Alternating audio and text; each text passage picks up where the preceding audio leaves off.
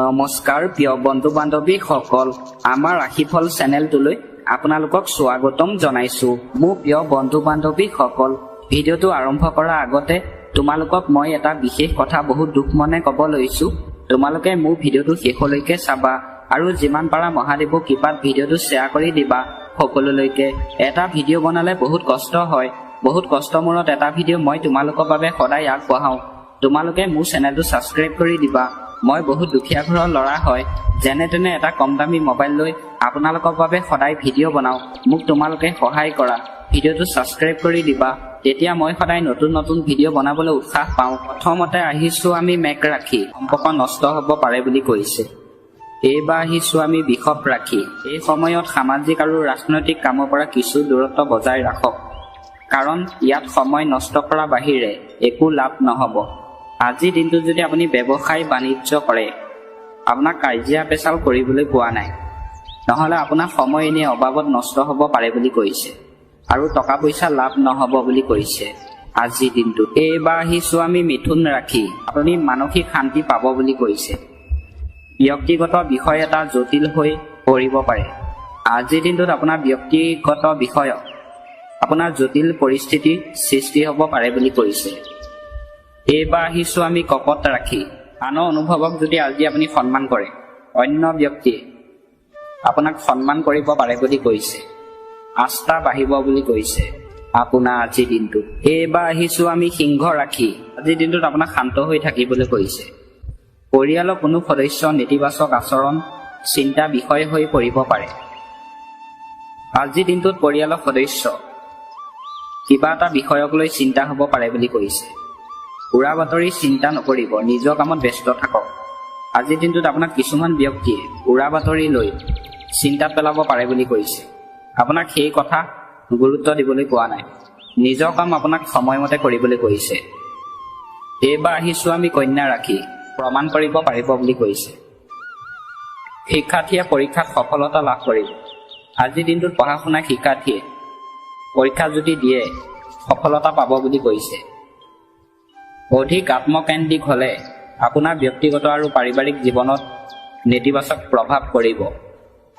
আজিৰ দিনটোত যদি আপুনি অধিক আত্মকেন্দ্ৰিক হয়, তেনেহ'লে আপোনাৰ ব্যক্তিগত জীৱনত প্ৰভাৱ পৰিব পাৰে বুলি কৈছে আজিৰ দিনটোত। এইবাৰ আহিছোঁ আমি তুলা ৰাশি।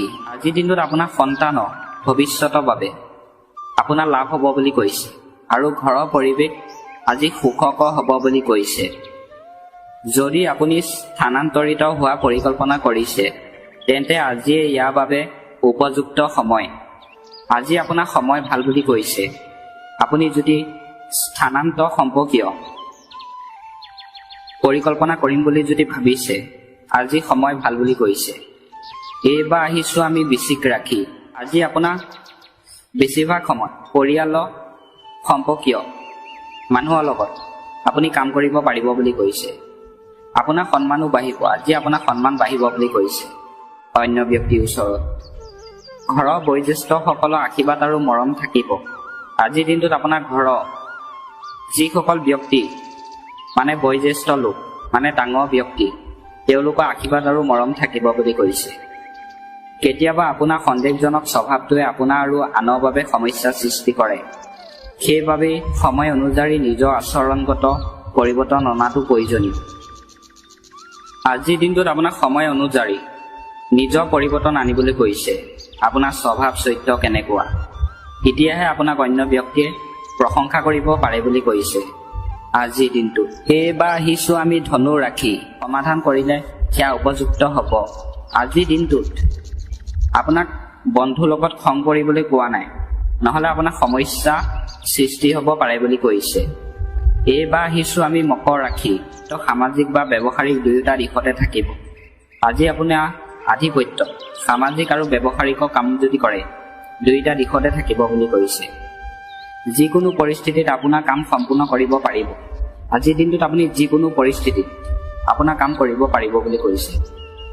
আপোনাৰ পৰিকল্পনাবোৰ গোপন কৰি ৰাখক, কাৰণ আপোনাৰ কোনো ঘনিষ্ঠ সদস্যইহে আপোনাৰ আঁচনি সুবিধা ভুলকৈ ল'ব পাৰে।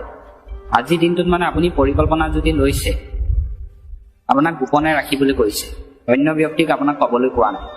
আৰু আপোনাৰ ঘনিষ্ঠ সদস্যই আপোনাৰ আঁচনিক লৈ ভুলকৈ কথা ক'ব পাৰে বুলি কৈছে। আজিৰ দিনটোত এইবাৰ আহিছোঁ আমি কুম্ভ ৰাশি, জড়িত হওক। আজিৰ দিনটোত আপুনি সম্পূৰ্ণ আত্মবিশ্বাস হিচাপে আপোনাক কাম কৰিবলৈ কৈছে।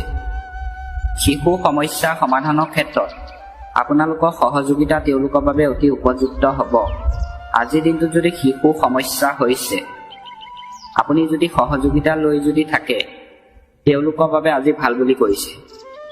ৰাজনৈতিক আৰু সামাজিক বিত্ত সম্প্ৰসাৰণ লাভজনক হ'ব। আজি আপোনাৰ ৰাজনৈতিক কাম যদি কৰে, আপোনাৰ লাভজনক হ'ব বুলি কৈছে। নেতিবাচক মনৰ মানুহ আপোনাৰ বদনাম আৰু অপমানৰ কাৰণ হ'ব পাৰে।